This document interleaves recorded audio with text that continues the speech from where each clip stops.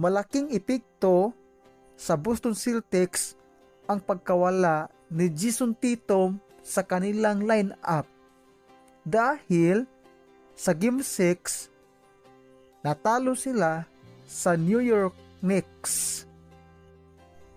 Kung kamakailan si Jason Tatum nagkaroon ng injury dahilan hindi siya nakalaro sa Game 6 at nayari na sila sa kamay ng New York Knicks, sa Boston Celtics fans, in season na ang ating team.